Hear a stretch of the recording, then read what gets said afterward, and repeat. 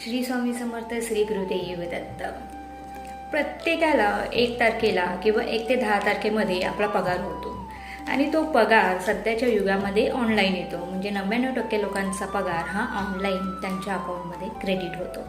तर काय होतं, पगार येऊन सुद्धा आपल्याकडे तो पगार उरत नाही किंवा सेविंग उरत नाही आणि अनावश्यक खर्च हे ॲडिशन होऊन येतात.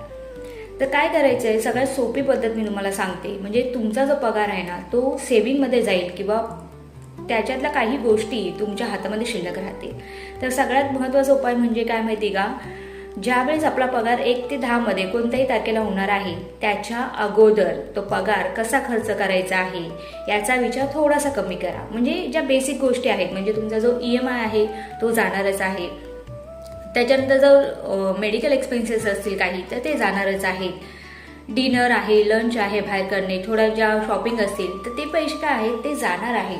पण त्याचा विचार अगोदरपासून करू नका की EMI फिक्स आहेत. बघा, बाकीच्या 2 गोष्टी तर अल्टरनेट आहेत पण EMI फिक्स आहे, त्यामुळे हा विचार त्या दिवशी थांबवा. त्याच्यानंतर काय करायचं आहे, एक ब्राऊन कलरचा एनव्हलप घ्यायचा आहे तुम्हाला. इथे श्री स्वामी समर्थ लिहायचं आहे आणि तुमचं नाव लिहायचं आहे आणि ज्या दिवशी पगार होईल त्याच्यातली काही रक्कम काढून ह्या एनव्हलपमध्ये ठेवायची आहे. आणि हेच एनव्हलप आपल्या घरातील जी लक्ष्मी आहे, म्हणजे तुमची बायको आहे, आई आहे, बहिणी आहेत, त्यांच्या हातामध्ये द्या, त्यांची चरण स्पर्श करा आणि हा पगार तुमच्या देवारात ठेवा. ह्याच्याने काय होतं माहिती का, ज्यावेळेस आपण घराच्या लक्ष्मीकडे पगार देतो ना, तर घराची लक्ष्मी ही सगळ्यात मोठी मॅनेजमेंट सिस्टम आहे.